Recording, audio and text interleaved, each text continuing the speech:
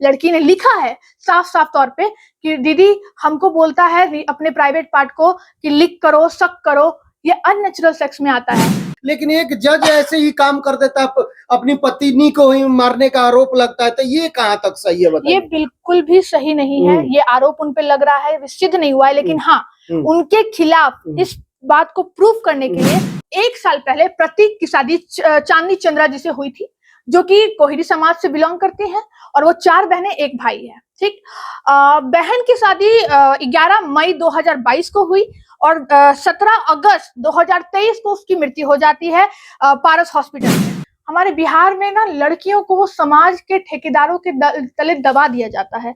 Pre wedding shoot हुआ उसका, ठीक, प्री वेडिंग शूट होने के बाद कोई भी लड़की एक्साइटेड हो जाती है, इंस्टाग्राम पे फोटो ये वो बहुत सारा चीज डालने लगती है, और वो डालने के बाद पूरा समाज में हल्ला हो गया कि इस बेटी का शादी जज से हो रहा है।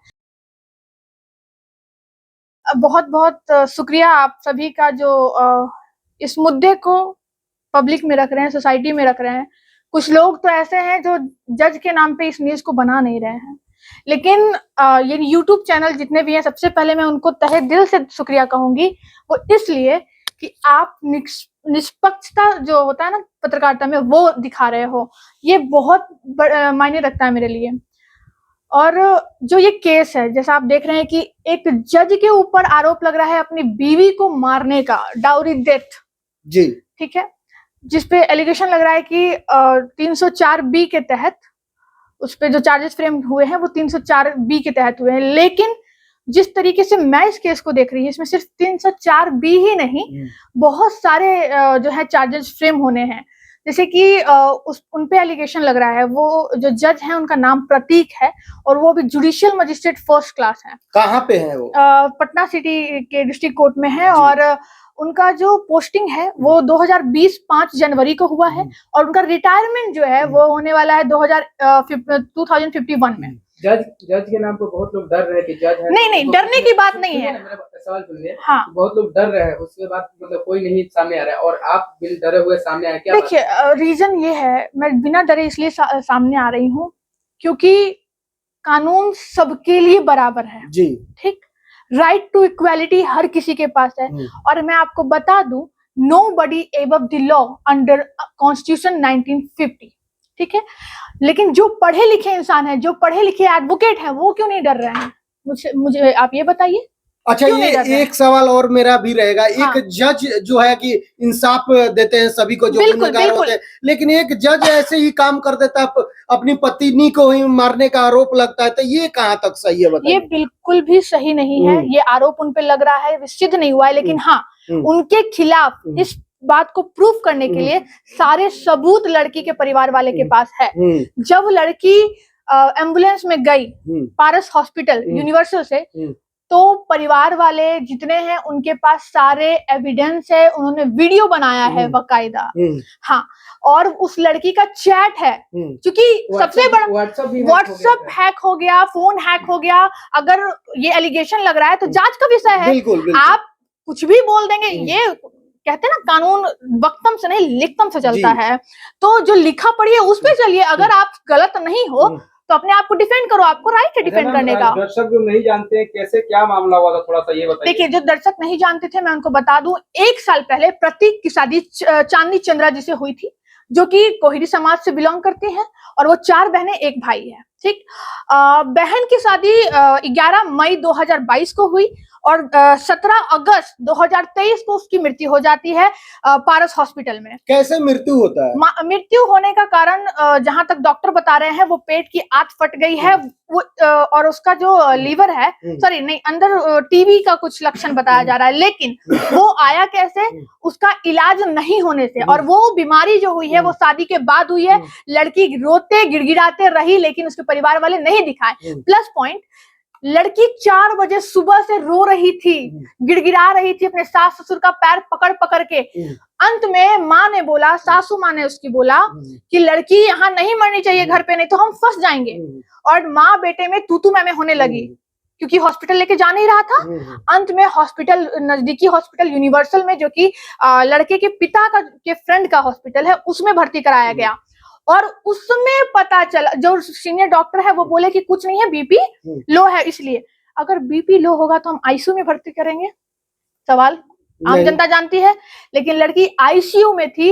अगर ये गलत बात है तो आप प्रूफ जाके देख लीजिए, वहां का जो रिकॉर्डिंग है वो चेक कीजिए। यहाँ पे डॉक्टर की जो लाइसेंस है उस पे भी खतरा बन सकता है अगर ये प्रूफ हो गया तो। मैम, ठीक है, पति के ऊपर ये आरोप लगाया जा रहा है कि दहेज को लेकर, दहेज का बिल्कुल डिमांड। बिल्कुल, ये दहेज के लिए है। जस्ट बिकॉज कि जब लड़की प्री वेडिंग शूट होता है ना, हमारे बिहार में क्या है ना, मैं इस चीज को और गार्जियन जो देख रहे हैं उनको भी बोलूंगी, हमारे बिहार में ना लड़कियों को वो समाज के ठेकेदारों के तले दबा दिया जाता है।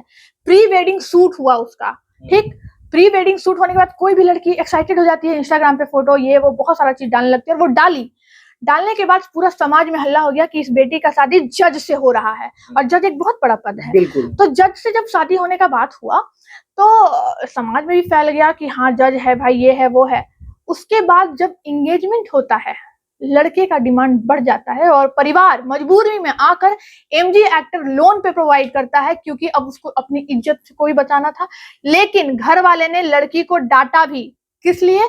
तुम ही बहुत मॉडर्न हो गई हो, क्यों प्री वेडिंग? क्योंकि उसका लक्षण देख ली, इतना दिन तुम बात की, तुमको समझ में नहीं आया। शादी से पहले मिलना जुलना कहाँ तक सही है?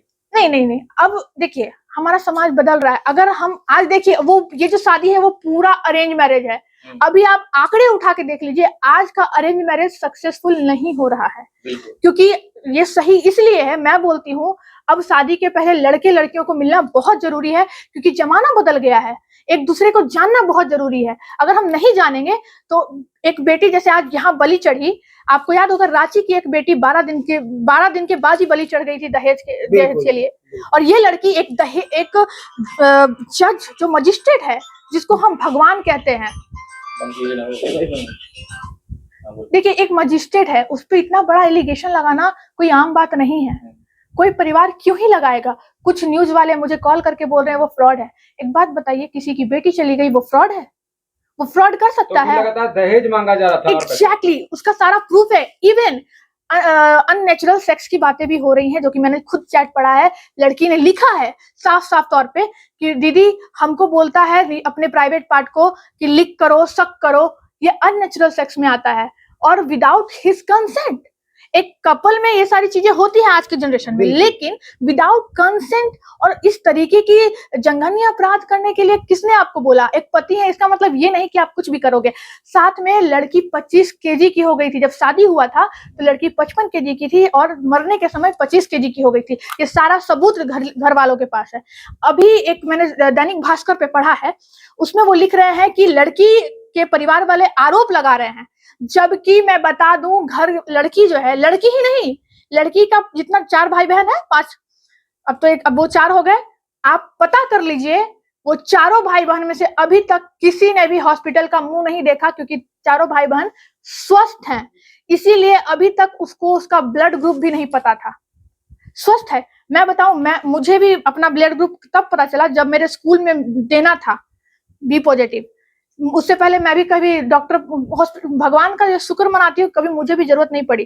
तो स्वाभाविक है कि उसको भी जरूरत नहीं पड़ी। लेकिन शादी के बाद वो कैसे बीमार हो गई? और एक एलिगेशन उसमें लग रहा है, जो कि एडवोकेट जो है उनका राइट है अपने आप को डिफेंड करना, लेकिन एलिगेशन लग रहा है, ये झूठा आरोप लग रहा है कि लड़की पहले से बीमार थी और परिजनों को पता था। ये सरासर गलत बात है। अगर वो सच में बीमार थी पहले से, जाहिर सी बात है अपनी बेटी के लिए जो आज जज से भिड़ गया, वो हॉस्पिटल जाता, कोई ना कोई एविडेंस जरूर होगा।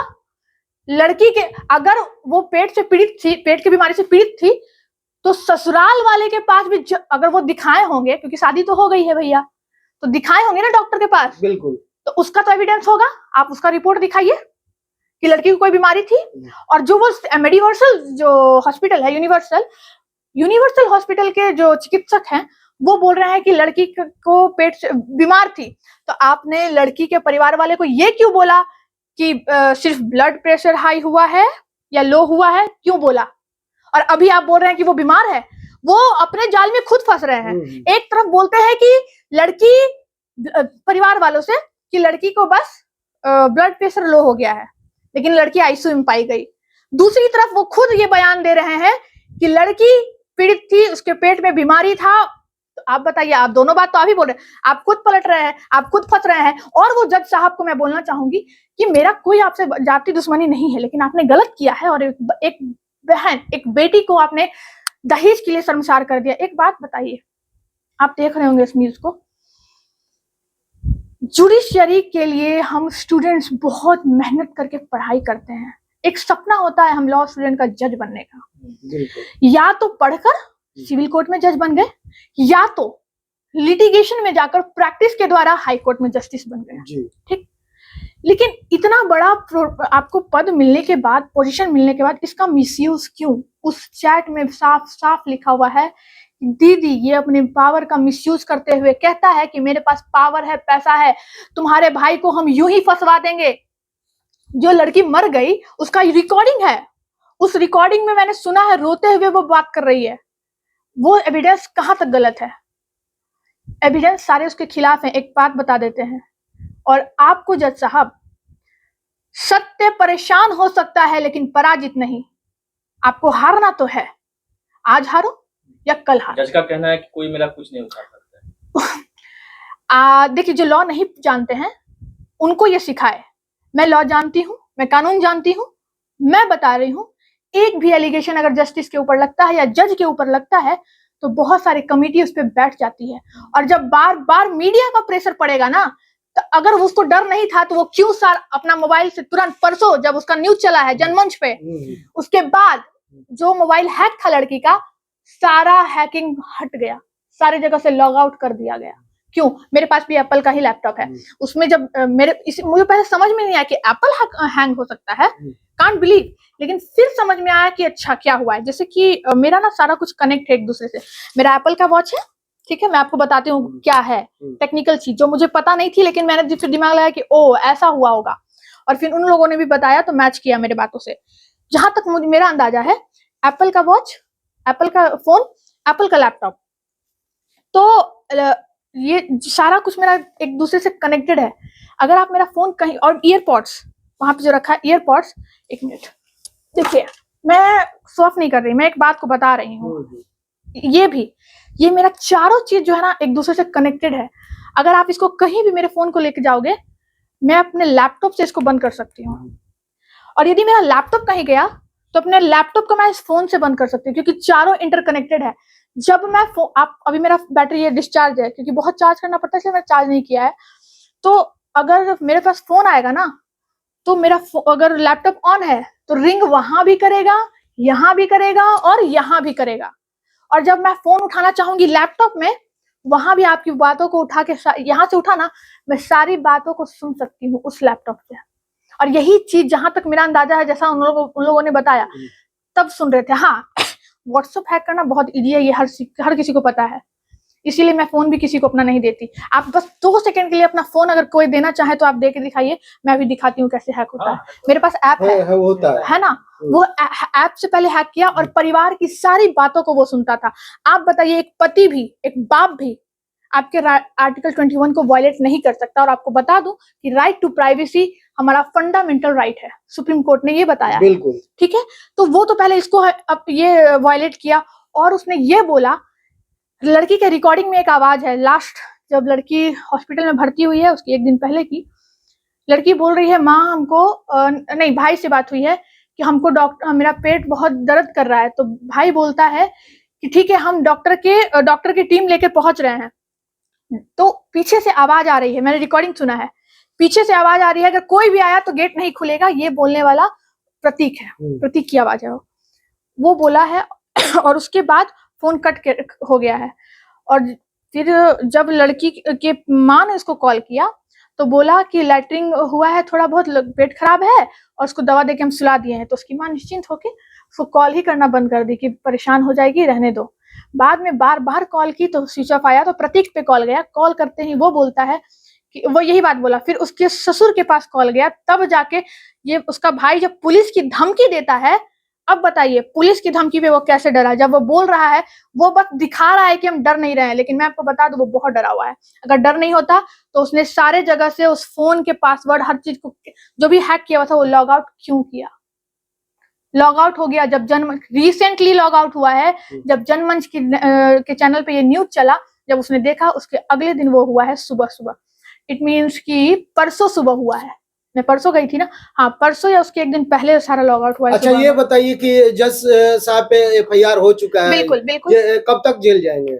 देखिए जब तक ये सिद्ध नहीं होता तब तक तो नहीं, आखिर लेकिन हाँ कुछ प्रोसीजर है। FIR देखिए होगा उसको तो जाना पड़ेगा, जाना पड़ेगा, FIR हुआ है ना, एग्जैक्टली ये तो लेकिन जज साहब भी जानते हैं कि कोर्ट में ही सब बिल्कुल फैसला होता है। बिल्कुल बिल्कुल, लेकिन उनको घमंड है अपने जज होने का, और ये बात तो है कि वो कानून का खिलाड़ी तो बन चुका है, जी तो वो भी बहुत सारी एलिगेशन लगा रहा है।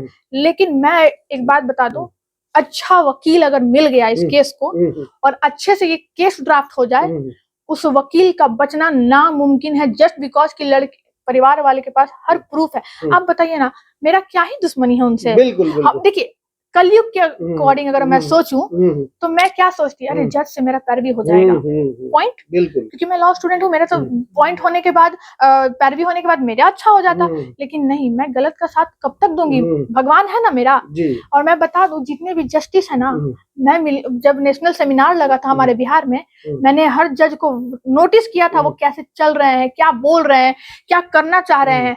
मैंने देखा उस समय chief justice of Patna high court Sanjay Carol sir थे, जस्टिस संजय कारोल सर।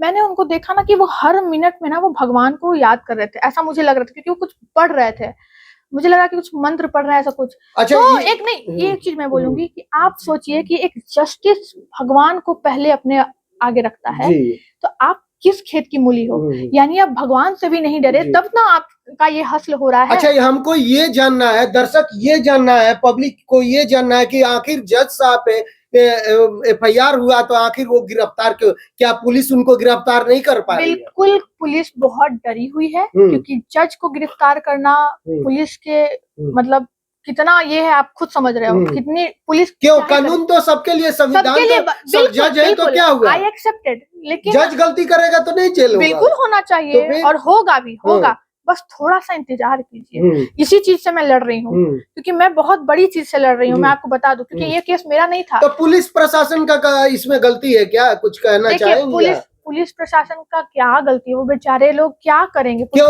वो क्या बोलता था, सुनिए वो क्या बोलता था, तुम्हारे वो लड़की क्यों इतना सही, बहुत सीधी सादी लड़की, अपने भाई की वजह से सही, क्या बोलता था, तुम्हारे भाई के गाड़ी, अगर तुम कुछ भी बताई वहां तो तुम्हारे भाई के गाड़ी में चरस गांजा रखवा देंगे और बेल लेते थक जाएगा, आएगा मेरे ही पास ना केस, ऐसा बोला है। चरस गांजा जो है रखवा, तो पुलिस ही रखेगा। अब बताइए, जो जज है वो तो उसके लिए जज बोल देगा हम जज है, वही काफी है। जैसे आपको मैं बता दूं, पारस में उसको ऊपर जाने कोई नहीं दिया अलाउड, लेकिन कोई अलाउड नहीं किया उसका फैमिली, लेकिन ये जो है अपने जज जैसे ही बोला जज है तो वो ऊपर जाने दे दिया। अब पारस के अगर इन्वेस्टिगेशन होती है और फेयर इन्वेस्टिगेशन होती है तो सारा दूध का दूध और पानी का पानी हो जाएगा। लेकिन हाथ जोड़ के आप सभी से एक अपील करती हूँ, सारे जनताओं से, ये जितना न्यूज चल रहा है ना, इसको फॉरवर्ड कीजिए। पता है क्यों, हो सकता है कल को मैं ही उस चीज की मैं दूसरे को नहीं बोलूंगी, अपना एग्जाम्पल, क्या पता मैं अगर इस सिस्टम में ऐसा चलता रहा तो इस सिस्टम के बलि कल मैं ही चढ़ जाऊं। अगर हम नहीं लड़ेंगे भैया तो हो सकता है सिस्टम की बलि मैं ही चढ़ जाऊं। चलते चलते क्या कहिएगा, जितने आपके देख रहे हैं दर्शक जो बात सुन रहे हैं कि एक जज होके जो कि हमेशा फैसला करते हैं, मैं यही बोलूंगी, गोदी मीडिया भी पढ़ी लिखी अनपढ़ गवार हो गई है और वो बार बार जज जज जज कर रही है। और मैं बता दूं, दैनिक भास्कर ने एक बात लिखा है कि परिवार से भी बात करने की बात हो रही है, लेकिन वो हवाला दे रहे हैं, लेकिन ऐसा नहीं है।